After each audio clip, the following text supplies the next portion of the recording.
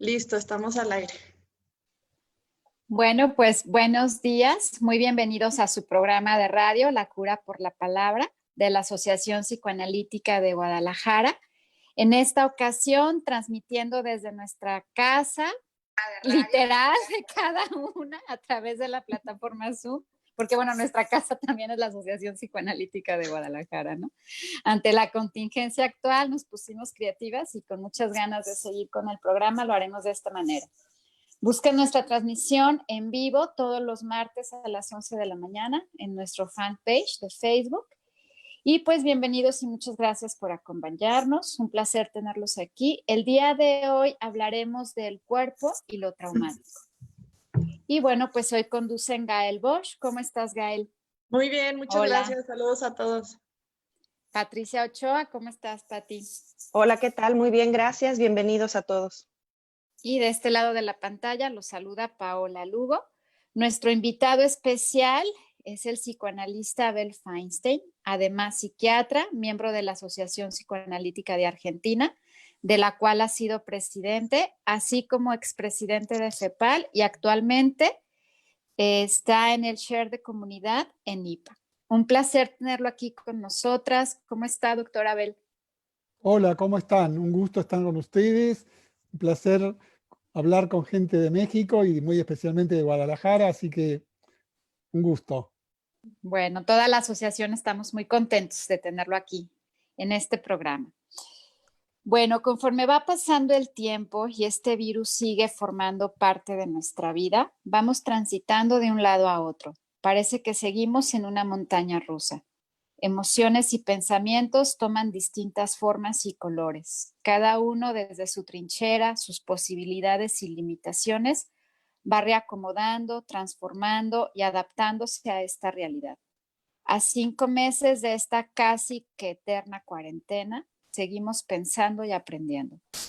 En esta ocasión, queremos pensar juntos el tema del cuerpo y lo traumático. Ante la pandemia, nuestro cuerpo y psiquismo se ven amenazados. Angustias y temores se hacen presentes y el cuerpo habla, se queja y se manifiesta. Existe una íntima relación entre la psiquis y el cuerpo. Este último es la expresión de nuestra subjetividad.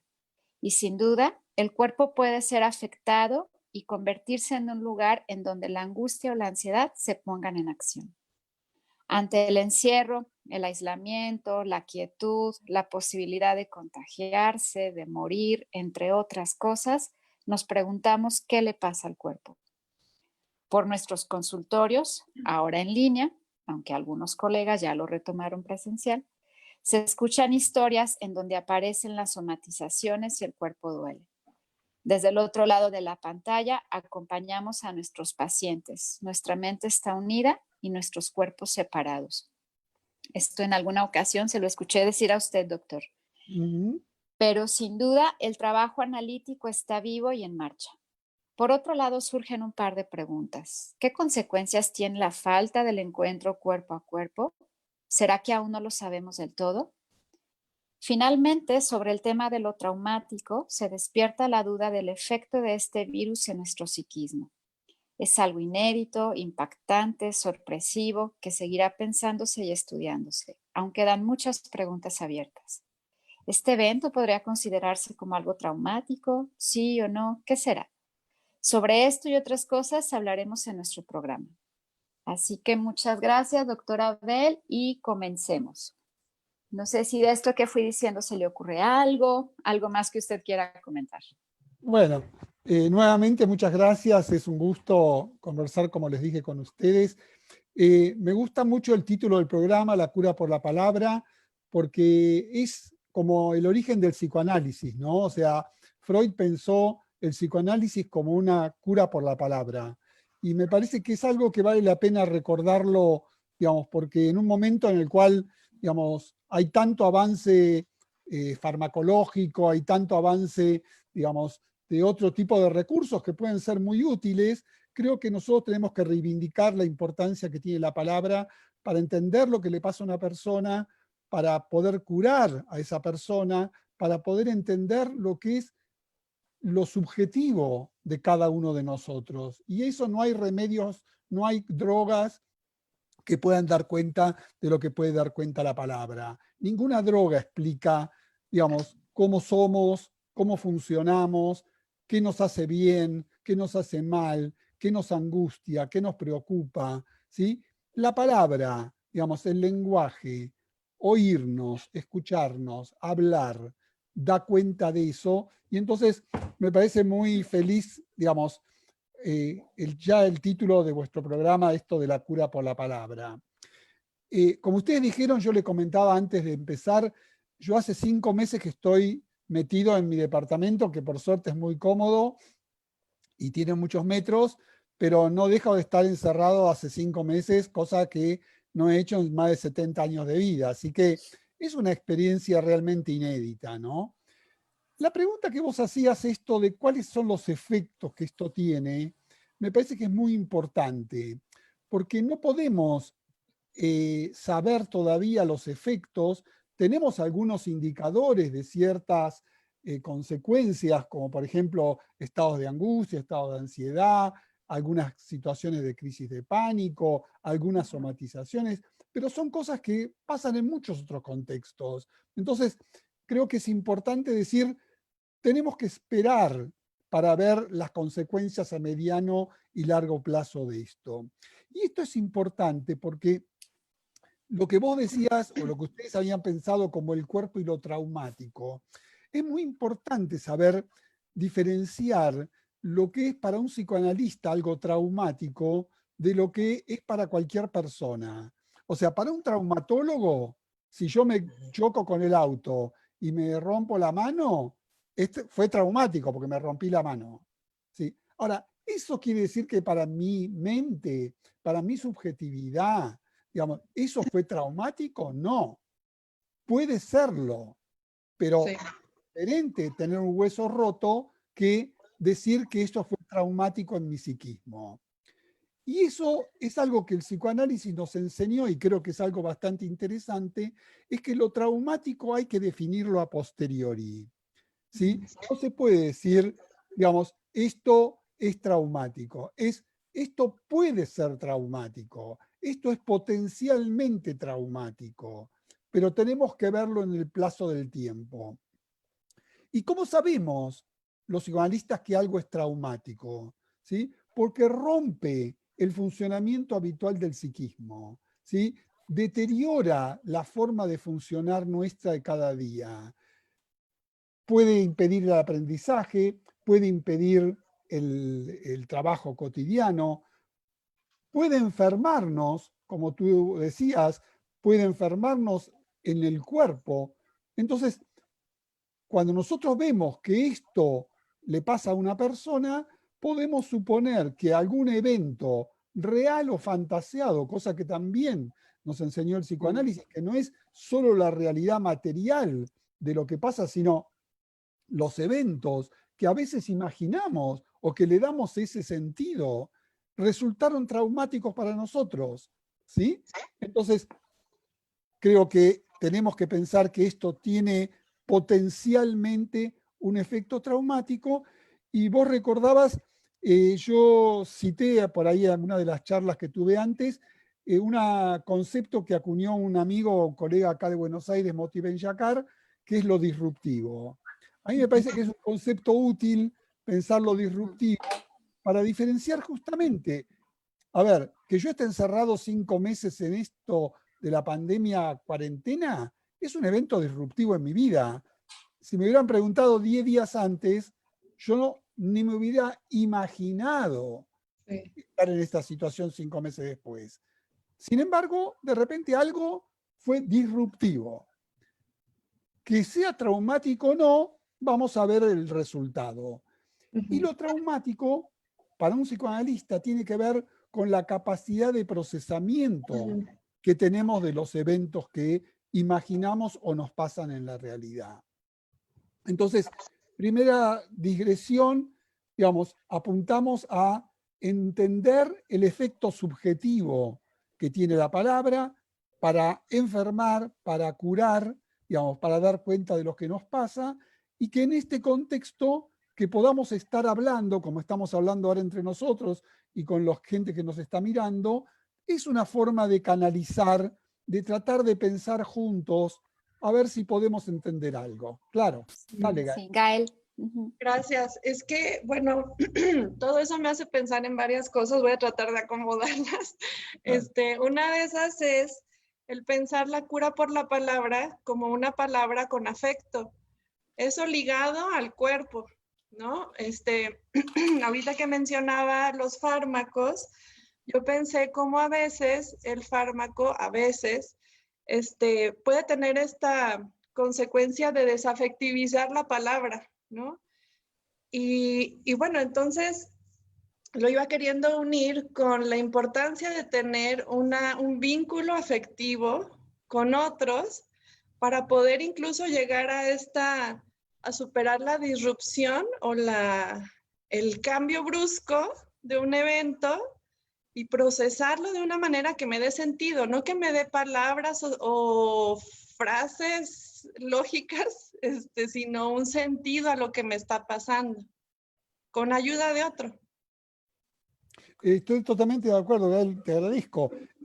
A mí me parece que el tema de los vínculos, digamos, entre nosotros, los vínculos entre las personas, mediados por la palabra, y como tú dices bien, con la palabra con afecto, la palabra que tiene sentido, digamos, no cualquier cosa que digamos, cuando estamos comprometidos afectivamente con lo que decimos, digamos, esa posibilidad del vínculo, Freud decía que las cosas que enferman, que producen malestar, tienen básicamente que ver con el cuerpo, con las relaciones con los otros y con la realidad exterior. Los vínculos, el cuerpo y la realidad exterior son lo que nos produce malestar. Entonces, al revés, podemos decir que el vínculo a veces es sanador. El vínculo es algo que puede ayudarnos a procesar esos malestares, como tú dices bien. Los fármacos, es verdad, buena parte de la eficacia de los fármacos es, como dicen los psiquiatras, enfriar la amígdala, que no es esta amígdala de acá, sino una cosita que tenemos en la cabeza, es algo que se recalienta, ¿sí? Porque ahí es donde se mezcla la percepción con lo afectivo. Entonces, los fármacos, buena parte de los fármacos que tenemos ahora, interrumpen ponen como un blinde, como una mampara entre la emoción y la percepción. Y entonces uno se siente más tranquilo, se siente más aliviado, se siente menos angustiado, digamos, y eventualmente algún otro efecto, por ejemplo, antidepresivo, lo que fuera. Pero esto que tú decías, los fármacos desafectivizan, es verdad, y buena parte de la fármaco basa en eso su eficacia. Y no lo tenemos que despreciar. Lo que decimos es que estamos poniendo una barrera y no estamos tratando de dar cuenta de lo que nos pasa, ¿sí? Vamos a necesitar siempre una barrera ahí que separe la percepción de lo que estamos sintiendo. Si yo las miro a ustedes, si me produce un efecto agradable, digamos, en mi cabeza, en mi subjetividad, esa mezcla entre lo que estoy mirando y lo que siento cuando charlo con ustedes, ese cosito se da en la amígdala. ¿Sí? Para hacerlo fácil, es un poquito más complejo, pero los medicamentos ponen, los pacientes muchas veces siento como si hubiera un vidrio entre vos y yo. ¿Sí?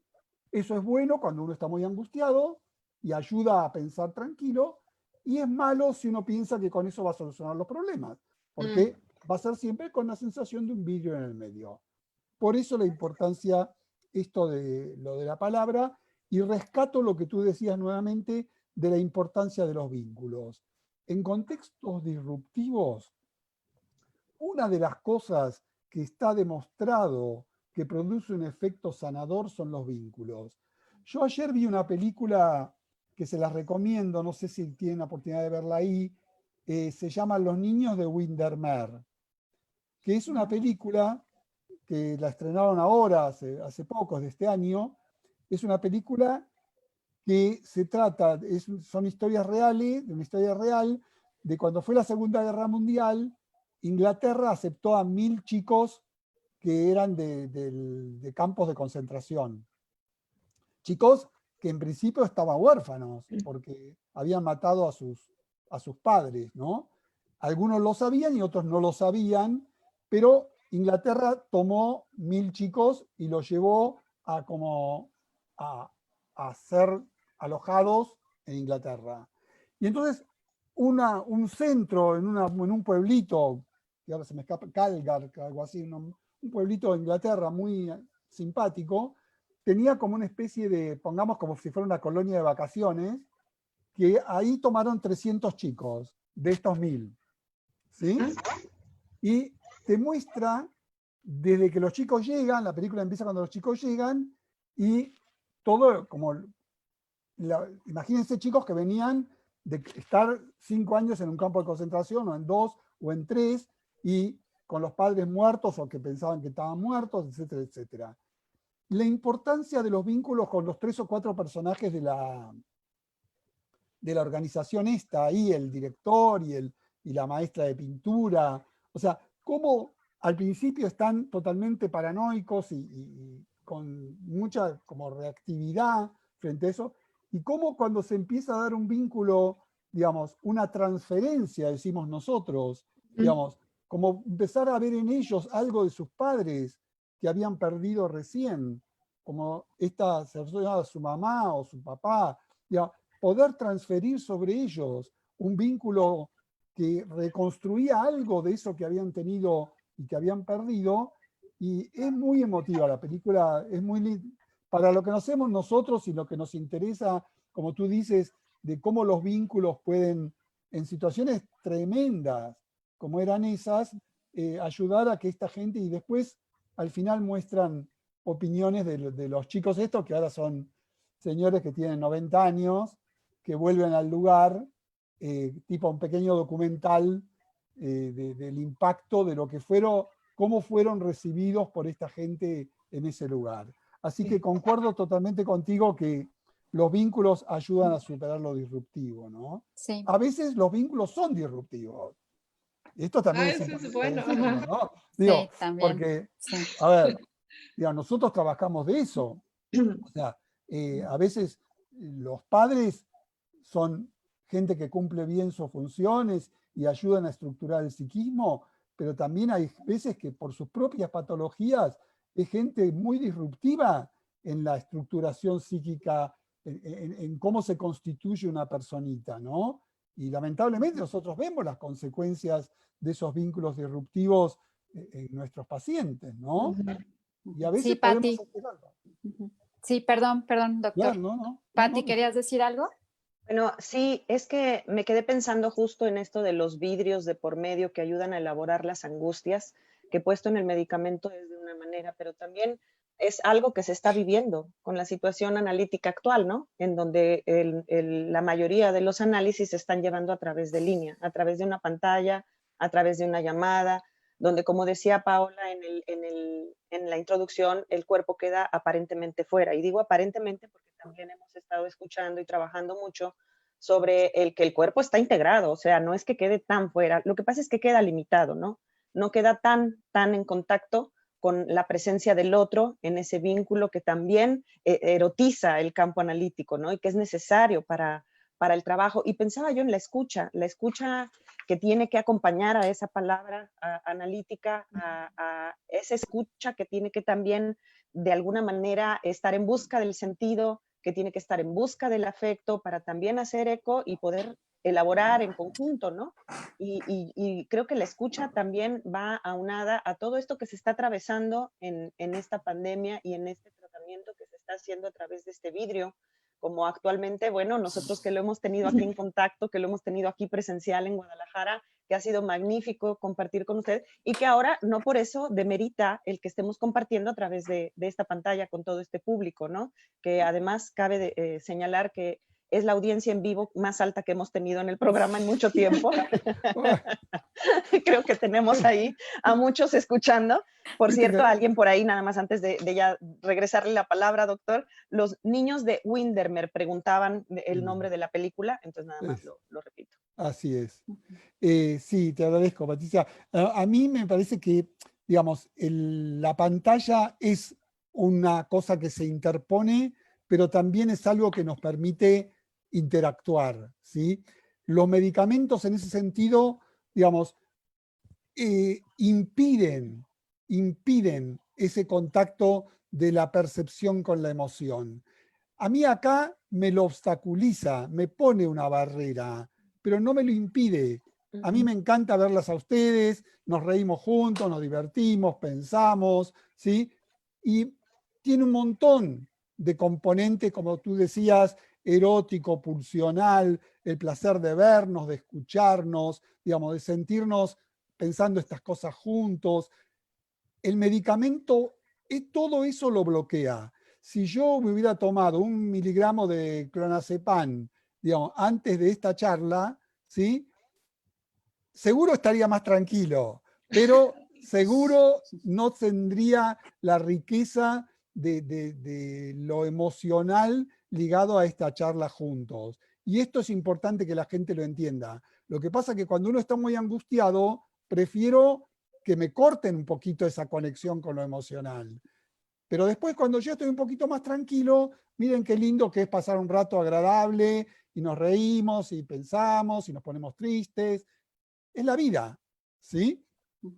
Y me parecía muy importante esto de que decías, lo del cuerpo aparentemente afuera, ¿no? Porque esto es un tema que al principio toda la gente cuando empezó a trabajar, no, porque los cuerpos están, digamos, no hay un como dónde está el cuerpo. A ver, claro que no es lo mismo estar en el mismo lugar, pero yo ahora estoy transpirando porque siempre un poquito de ansiedad te genera, digamos, la situación, me estoy riendo, muevo las manos, digamos, me pasan un montón de cosas en mi cuerpo. Como les dije, mi alegría de estar haciendo esto con ustedes la siento en el cuerpo. Y si habláramos de algo triste, me pondría triste. Entonces, el elemento percepción unido a la sensación y a la emoción, la pantalla le pone una pantalla, como bien decías vos, pero no lo impide, ¿sí? La conexión emocional a veces es mayor. Ustedes habrán tenido la misma experiencia. Hay pacientes que dicen que se sienten más conectados de esta manera que cuando estaban en el consultorio. O sea, a mí me parece que tenemos que darle el valor que tiene este instrumento para poder hacer un trabajo que mucha gente pensó que no se podía hacer y que ahora vemos que sí se puede hacer. Y una cosa que algo dijo, digamos, Pablo al principio, el tema de que es difícil, esto yo lo aprendí ahora leyendo cosas por esto de la pandemia, que que todos estamos acostumbrados a hablar con la persona que tenemos enfrente. El cuerpo, digamos, y la escucha están en el mismo lugar. Cuando estamos trabajando ahora, esto de que mi cuerpo está acá, digamos, y ustedes están a 10.000 kilómetros de distancia, o mi paciente está a 30 cuadras de acá, digamos, el cuerpo está en otro lugar de lo que está pasando en este intercambio. Y esa disociación, digamos así, es un poquito cansadora, ¿no? Uno está más relajado si eso no pasa. Y esto no lo dicen los psicoanalistas, esto lo dicen los psicólogos conductuales. O sea que es bastante aceptado y tenemos que ser conscientes que puede ser un poquito más cansador, digamos, si todas las horas del día uno trabaja de esta manera. Todos tenemos experiencia. Yo hace años que vengo atendiendo pacientes online y todo bien, pero 8 o 9 horas por día, solo pantalla, produce un efecto un poquito disruptivo, como decían antes, ¿no? A mí me gustaría comentar algo acerca de algo que mencionó doctor sobre los encuentros disruptivos, porque yo pensaba como todas las posibilidades que ofrecen los encuentros, ¿no? De transformarse y la posibilidad que tiene cada uno de poder, de dejarse transformar por ese encuentro o no, porque puede ser que también, pensaba en el ejemplo que da de la película, ¿no? Puede ser que se te ofrezcan muchas situaciones, que se faciliten muchas cosas y tú no cuentes con esa capacidad o con esa posibilidad de vincularte, y eso también como obtura, ¿no? El desarrollo de cada quien. Yo trabajo en una escuela y bueno, ya desde hace 5 meses que tenemos también clases online, trabajo con chicos púberes no sé, de 7 a 12 años y veo también cómo físicamente no hay un encuentro, pero el vínculo continúa entre ellos, ¿no? Y buscan muchas maneras de seguirse encontrando, aunque sea online, ¿no? Claro que lo que más extrañan es verse, ¿no? Verse, olerse, encimarse unos con otros. El contacto es muy importante, jugar al fútbol, lo que sea. Y me doy cuenta que cuando estamos en línea, ¿no? O les doy yo la clase, siempre me piden quedarse al final porque se tienen que poner de acuerdo para jugar el videojuego, es como, pues no te puedo ver, pero pues vamos platicando por aquí, ¿no? Y bueno, como pienso en eso natural y espontáneo de los niños, ¿no? Como eso de, por favor, no te quiero dejar de ver. Sí, Pati, adelante. Es que Olga Varela nos comenta que también existe el lenguaje semiótico. Si nos pueden ampliar también al respecto. A mí me parece, sí, estoy de acuerdo. A mí me parece que vos hablaste de una palabra que nosotros en la APA hicimos hace poco una jornadita sobre ese tema, sobre el tema del encuentro analítico, ¿no? O sea, porque no queríamos hablar de la sesión analítica o del proceso analítico, sino del encuentro. Digamos, ¿qué es el encuentro? O sea, ¿qué dice que uno se encuentra con el otro? ¿Sí? Yo ahora me encuentro con ustedes y de alguna manera nos encontramos con la gente que nos está mirando. ¿Sí? Ese encuentro, y esto va por algo que decían ustedes, ese encuentro está teñido de lo que nosotros llamamos transferencias. ¿Sí? O sea, nosotros cuando nos encontramos con una persona, tendemos inconscientemente a transferir sobre esa persona algunas de las vivencias que hemos tenido, sobre todo en nuestra infancia y con las personas más significativas, y entonces la podemos ver esa persona como una figura paternal o como una figura maternal o como una hermana mayor o un hermano menor, etcétera, o algún maestro que nos resultó muy significativo. Entonces, esto quiere decir que, como se decía en una época, que todo encuentro repite un encuentro previo. No, no. O sea, no soy de los que piensa que no hay nada nuevo bajo el sol. Yo creo que en cada encuentro se gesta la posibilidad de algo nuevo. En esto que estamos haciendo hoy entre nosotros, nos conocíamos de vista un poquito, pero seguro que a partir de esta charla queda algo nuevo entre nosotros. ¿Sí? Ahora, eso no quiere decir que no haya un vínculo inconsciente entre ustedes y yo y ustedes, digamos, y me parece que esto es muy importante que lo tengamos en cuenta quienes somos psicoanalistas, que la transferencia, esto que vos decías, ¿por qué un encuentro que parecería que tiene que andar bien no anda bien? ¿Por qué la persona está perseguida, como en la película esa, está perseguida con estas personas que la cuidan, que se encargan del lugar, si eran personas que las trataban bien y que, digamos, pero claro, estos chicos venían espantados, o sea, venían con una situación tremendamente persecutoria y entonces cualquier cosa que la gente esta hacía, que uno diría, bueno, qué sé yo, es más o menos no hacía nada raro, pero esto estaba alimentando una situación en donde ellos, como habían vivido una situación muy traumática, digamos, veían en esa persona a Hitler o veían a la persona que les robaba la comida o que les iba a pegar o que lo que fuera. Entonces, me parece que es muy importante rescatar la eficacia del encuentro. Esto no vale solo para el psicoanálisis. Esto, digamos, le ha pasado a más de una persona que ustedes mismas, nos ha pasado a todos, que hay encuentros en la vida que nos producen un efecto muy significativo. Sin ir más lejos, el encuentro con una persona que uno quiere, digamos, que uno se ha enamorado, que uno, digamos, ha tenido la oportunidad de conocer, digamos, de repente es un encuentro que se da a veces fortuitamente. Como conozco a una persona, digamos, en un avión o en un aeropuerto. Un encuentro, ¿sí? Y de ahí se dan una serie de cosas, para bien o para mal. Pero rescatemos la eficacia del encuentro. Para un psicoanalista esto es importante. Recordar, como les decía entonces, que pensamos que en el encuentro intervienen la transferencia de vínculos pasados, ¿sí? Y que eso nos ayuda. O sea, si yo tuve una, digamos así, una infancia más o menos bien y con personas confiables, me encuentro con ustedes y al principio un poquito de nervios, pero después fácilmente la cosa fluye y ustedes viceversa conmigo. Si ustedes, cualquiera de nosotros, tuviera una situación como más traumática en su historia, quizás no les resulta tan fácil relajarse, decir, este tipo con qué se va a salir, qué va a decir. ¿Sí? Digo, y entonces esto me parece que es importante. No, ya que estamos hablando de películas y que a la gente le gusta esto, escucharlo, porque a mí me gusta cuando me recomiendan algo lindo. Hay una Yo también quiero recomendar una. A ver, Summerland. sí, adelante. ¿Cuál? Summerland, como de casa. Sí, Summerland. Summerland, ¿la viste?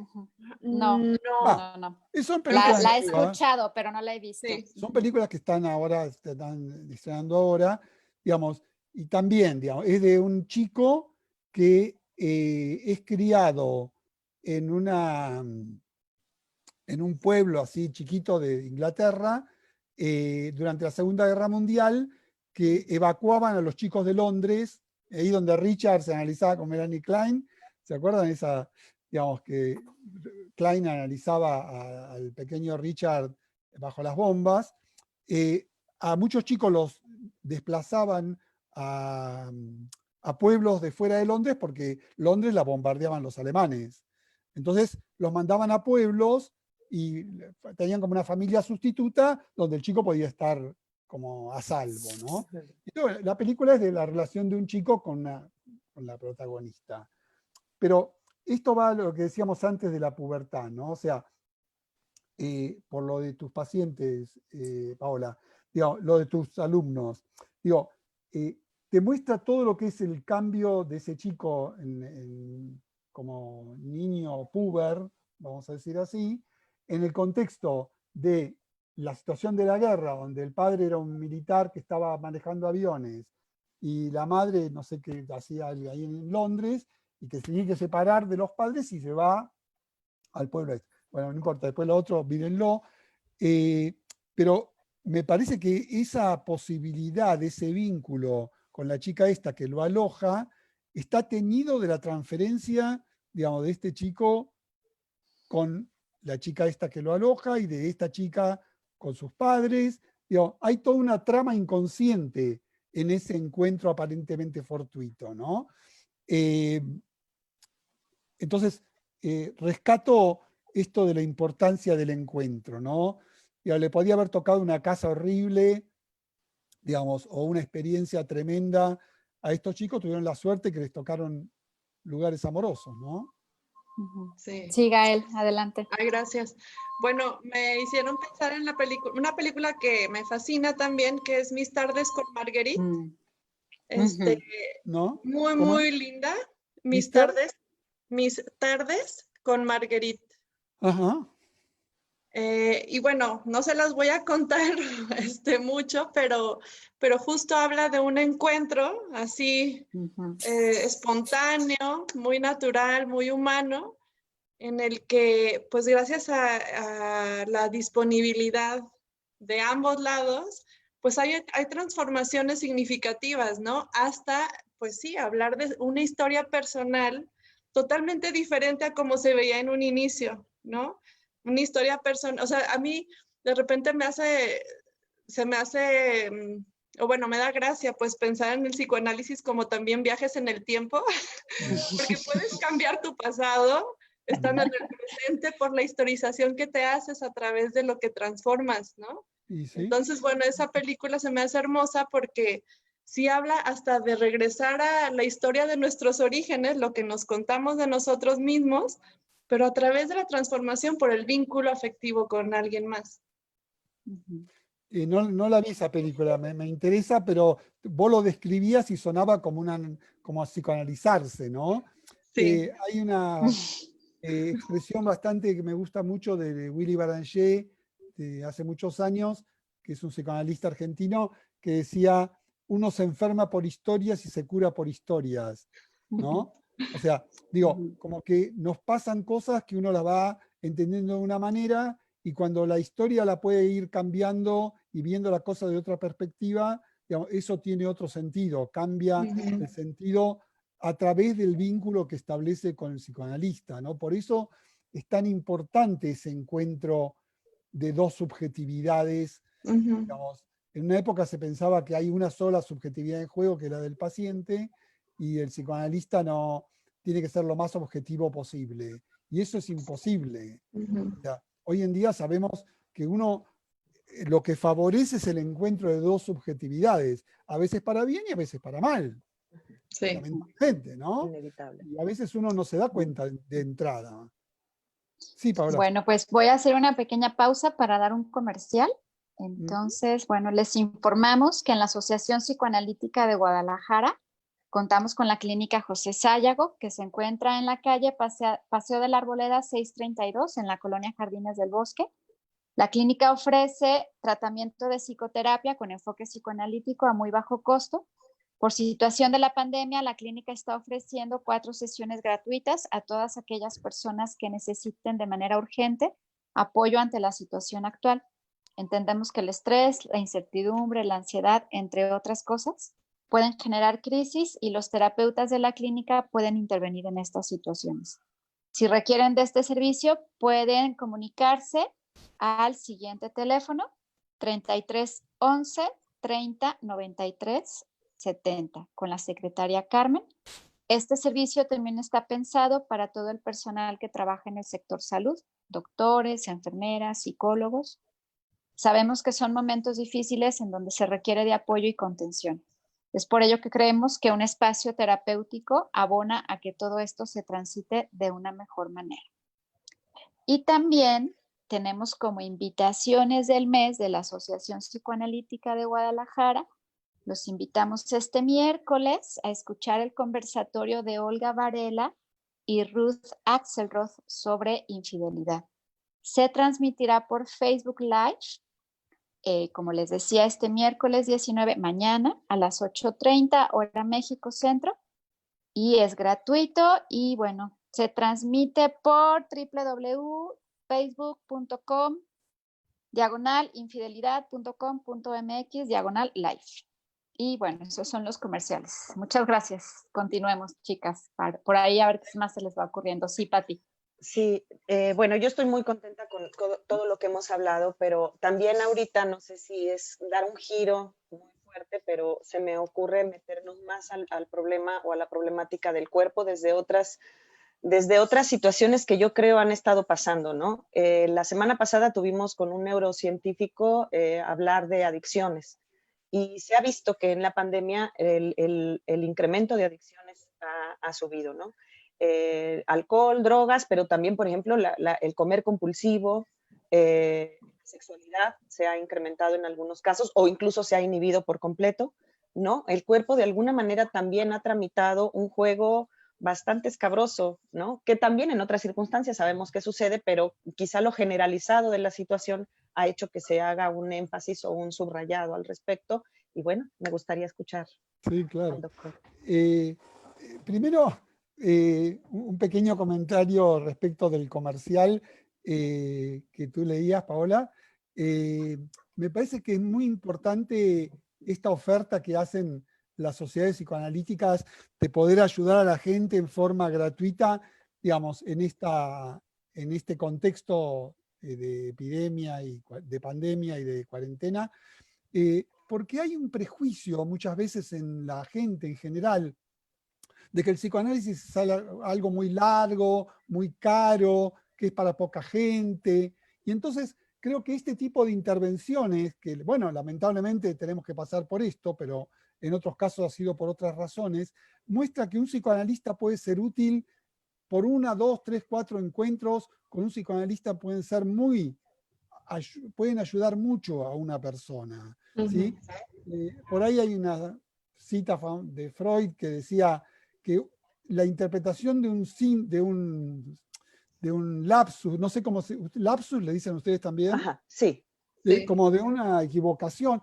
La interpretación de eso ya es un psicoanálisis. O sea, ya poder entender el sentido de un error que cometemos inconscientemente ya es un psicoanálisis. Entonces, me parece que es muy importante esto que hacen en la Sociedad de Guadalajara, la nuestra, muchas otras sociedades, de ofrecer este tipo de ayuda para que la gente sepa que el psicoanálisis puede ser algo eficaz también en situaciones como esta. Y accesible, ¿verdad? Y accesible, y accesible. En Buenos Aires nosotros tenemos mucha gente trabajando en hospitales en forma gratuita y la atención es prácticamente gratuita. O sea, estamos acostumbrados a esto desde hace 30, 40 años, pero sé que en otros lugares no es tan así. Entonces, es bueno que la gente sepa que hay psicoanalistas que pueden escuchar psicoanalíticamente a la persona que sufre y en forma gratuita o de muy bajos honorarios. El otro punto tiene que ver con esto que tú decías de los cambios en el cuerpo, esto que decías, Patricia. Es verdad, digamos, la separación entre el cuerpo y la mente es una separación artificial. Algo dijo Pablo al comenzar. O sea, esto que se llama disociación cuerpo-mente, o sea, cuando la cabeza está en un lado y el cuerpo está en el otro, digamos, algo está mal cuando la cabeza está desconectada del cuerpo, ¿sí? Cabeza y cuerpo son todo lo mismo. El cuerpo es parte de nuestro ser, es parte de nuestra, digamos, manera de estar en el mundo. Y entonces, las personas que tienen todo en la cabeza o las personas que tienen todo en el cuerpo es porque algo funciona mal, ¿sí? Entonces, primera reflexión, seguro que el cuerpo es efector en este tipo de contextos de ansiedades y de preocupaciones. Que yo mi ansiedad la calme tomando clonazepam, teniendo consumo exagerado de comida o no de comida, o alcohol, o adicciones sexuales, como he visto un caso en estas semanas, digamos, de una sexualidad compulsiva, digamos, me parece que tenemos que tomarlo como señal de que hay algo de esta ansiedad persecutoria, esta ansiedad de pérdida, que todos hemos perdido algo con esta pandemia. No hablo solamente de perder un familiar o una persona querida, digamos, de perder proyectos. Yo tenía proyectado viajar, tenía proyectado ir a un congreso, tenía proyectado un montón de cosas que he perdido. Entonces, es un año de pérdidas.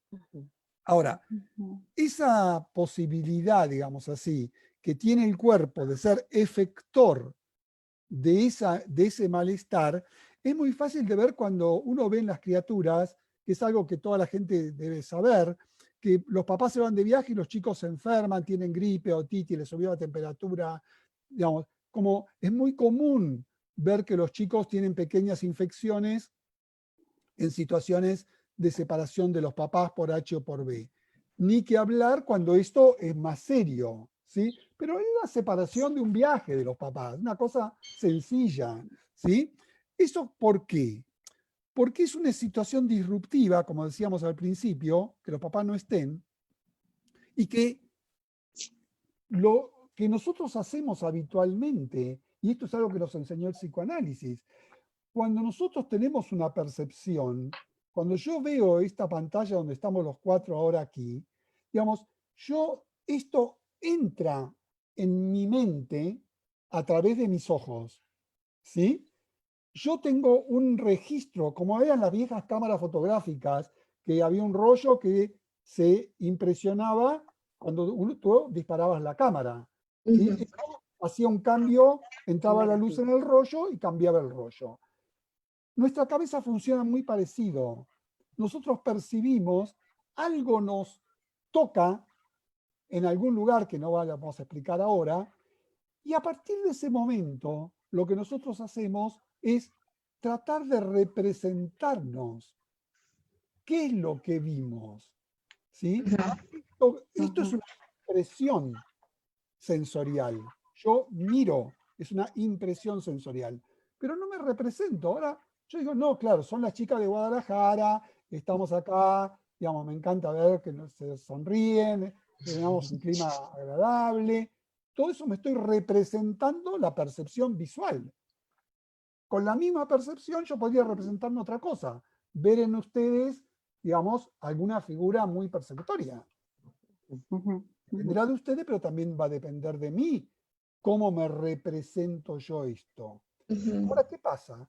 Hay momentos en que esa capacidad de representación que nos hacemos de nuestras experiencias es difícil. ¿Por qué? Porque la impresión es muy fuerte, ¿sí? Y entonces me nubla la capacidad de representarme qué está pasando acá, o porque no tengo lo que nosotros llamamos muchos recursos simbólicos, mucha posibilidad de tener con qué representarnos. Esto no nace, o nace con muy poquito, si es que hay algo al nacer. Las personas que nos crían, nuestras mamás o las cuidadoras, cuando nos duele la pancita, nos dicen, ah, mi amorcito, le duele la pancita. Ah, mi amorcito tiene hambre, le vamos a dar de comer, ah, el pañalcito, ¿sí? Y así le van poniendo palabras a lo que nosotros sentimos, que es un malestar. Ahora, ¿qué pasa si el malestar es muy grande o no tenemos esa dotación de posibilidad de representarnos qué es lo que está pasando? Entonces, el cuerpo se despacha a gusto. El cuerpo es el canal donde aparecen estas cosas que decía Patricia. Entonces, nuestro trabajo es poder ayudar a que no sea... Hay un refrán acá que no sé si ustedes usan, que el que no tiene cabeza tiene pies. No, acá no. Bueno, yo no lo había oído. No, qué interesante. Bueno, acá hay un refrán que yo lo conozco desde que tenía 5 años más o menos, digamos, que es en el colegio, siempre nos decían, digamos, el que no tiene cabeza tiene pies, entonces uno se olvidaba de algo y tenía que ir a buscarlo, o hacía una cosa y después tenía que pagar las consecuencias. Y bueno.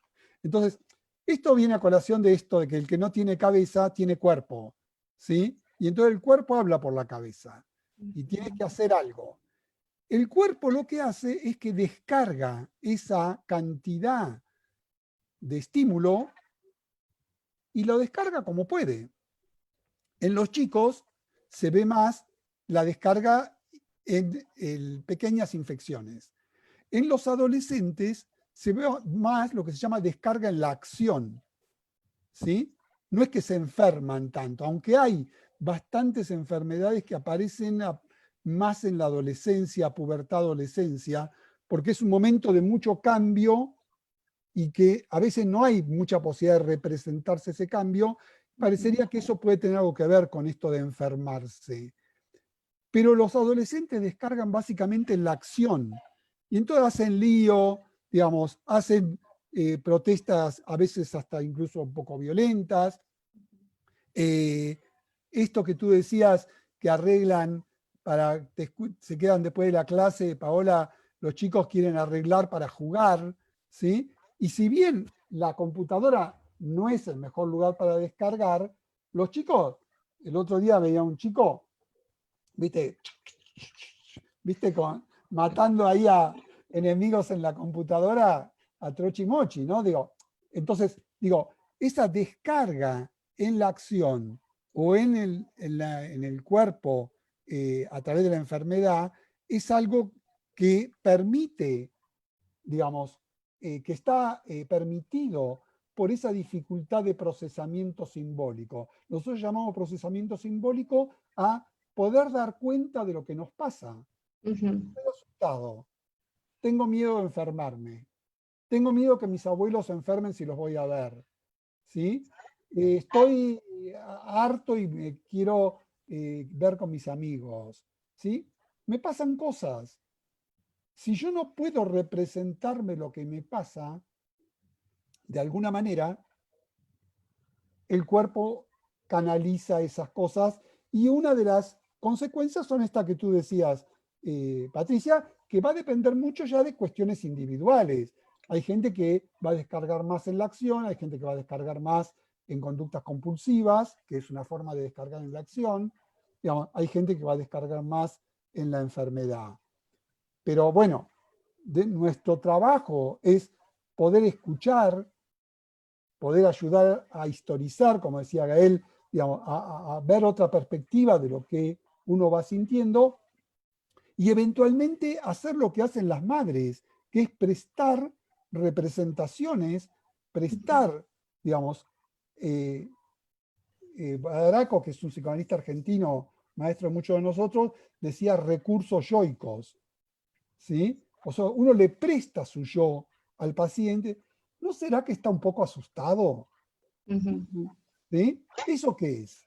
Parece una pavada. Uno dice, bueno, para eso no necesito ir a un psicoanalista. ¿Sí? Es verdad. Sí, claro que estoy asustado. Pero, pues sí, pero hay muchas personas que no se dan cuenta. Puede ser, Sí. te dicen, ahora Sí, que usted sí. puede ser. No lo tenía. Sentía que le dolía la panza. ¿Sí? No sentía que estaba asustado. Sí. Claro. Bueno. No, es que yo también me quedo pensando en la preocupación actual, ¿no? De que todo está haciendo ya a través de la pantalla, y todas las ansiedades que pudieran surgir de eso, ¿no? Especialmente en edad escolar, adolescentes, donde, bueno, el adolescente busca, o bueno, un desarrollo del adolescente, pues esperado, si se puede decir así, es que salga la exogamia, ¿no? Que salga y se relacione allá afuera, que olvide a los padres, que los padres se puedan dejar olvidar, y ahorita lo difícil que está siendo eso, con la escuela en línea, hay muchas ansiedades, o sea, muchas mamás muy preocupadas por esta situación. Y digo, yo pienso que la repercusión de eso, de un cierto sedentarismo también, pues puede ser muy importante, ¿no? En sentir más ansiedad, en sentir más angustia, como alarma de que algo está sucediendo. Sí. Patti, adelante. Una paciente que tenía muy habituado antes de la pandemia tener citas en línea, ¿no? Y tenía un montón de relaciones, pero siempre a través de la línea. O sea, hacía la conquista, tenían el romance, pero nunca se veían, ¿no?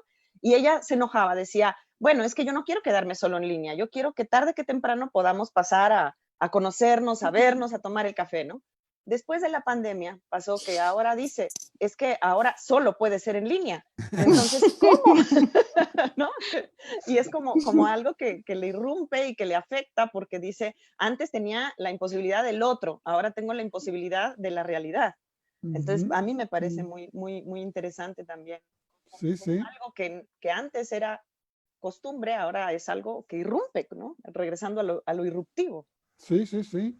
Yo concuerdo contigo, Gael. A ver, no es ni mucho menos algo agradable lo que está pasando. Y creo que a muchos chicos les hace bastante ruido y les hace mal. También hay que decir que a muchos les hace bien porque los tranquiliza cuando son más fóbicos y se quedan en su casa. Digamos, con lo cual también tiene que alertarnos porque ese chico no es que está todo bien, le sirve para su fobia. ¿Entendés? Entonces, ahora, volviendo al principio, ¿qué podemos hacer más que contener y esperar que esto pase lo más rápido posible? ¿Sí? O sea, no es algo que hubiéramos buscado, ni remotamente, ¿sí? Pero nos tocó esto. Entonces, ¿qué hacemos cuando estamos charlando aquí entre los cuatro? ¿Qué hacemos con la gente que nos está escuchando? Procesamos, contenemos, ¿sí? Transformamos, tratamos de ayudar a pensar, a representarnos algo que nos es muy disruptivo. Y es lo que tratamos de hacer con los pacientes, es lo que ustedes o nosotros hacemos con la gente que llama ahí a la sociedad, ¿no? Digo, la gente llama, estoy muy asustado, no puedo dormir, estoy comiendo muchísimo, no sé, y así cosas de ese tipo. Entonces, en el caso de los adolescentes es preocupante, digamos, en el sentido de que no es lo que uno quisiera. Pero bueno, te doy el ejemplo de los chicos que estuvieron en campo de concentración 5 años. ¿Sí? Yo digo, a ver, esto es un juego de niños comparado Sí. con ¿no? Digo, porque esto, Ujú. quien más, quien menos, digamos, está millones de veces mejor que en un campo de concentración, ¿no? Sí.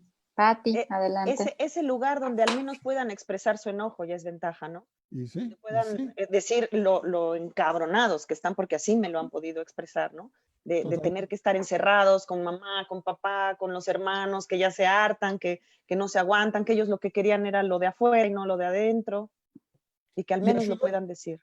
claro, y ayudarlos a aceptar esa realidad, decir, sí, mirá, tenés razón, la verdad que es horrible, Ujú, pero ¿qué Ujú, otra alternativa nos queda? ujú.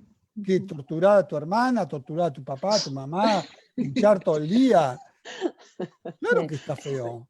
Sí. sí. Bueno, pues ya estamos a punto de terminar. Nos quedan un par de minutos. Entonces, no sé si quiera comentar algo finalmente, chicas, doctor Abel. Al doctor, por favor, Este, que me ha encantado tenerlo acá y la verdad es que por favor que se repita. Bueno, Sí. yo con gusto, arreglamos tranquilo cuando quieran. No, primero, bueno, agradecerles una vez más a ustedes y a la gente de Guadalajara, a Olga, una querida amiga, a la doctora Olga Varela, a Susana Lario, a María Cristina Guzmán, Micaela, digamos, toda la gente de ahí que conozco hace Mm. pila de años y que quiero y valoro el trabajo que hacen. Y me parece que es importante esto de la sociedad de Guadalajara, es una sociedad muy potente en el sentido de gente muy entusiasta con el psicoanálisis, y me parece que esto es muy importante para el movimiento psicoanalítico, ¿no? Esto mismo, que tengan esta radio, digamos, las visitas que he hecho ahí, las jornadas esto de las Américas, digo, todas cosas como muy vitales y que muestran que el psicoanálisis es una cosa que hay que usarla, hay que entusiasmarse y usarla con la gente que llama por teléfono, con la gente que escucha la radio, con la gente que nos consulta en nuestros consultorios. Digo, esa es la riqueza de lo que tenemos el psicoanálisis, ¿sí? Si no, es una cosa para una pequeña minoría, ¿sí? Entonces, nuevamente, muchas gracias y valoro enormemente el trabajo que hacen en Guadalajara y me encanta charlar un rato con ustedes. Ah, Muy bien. igualmente.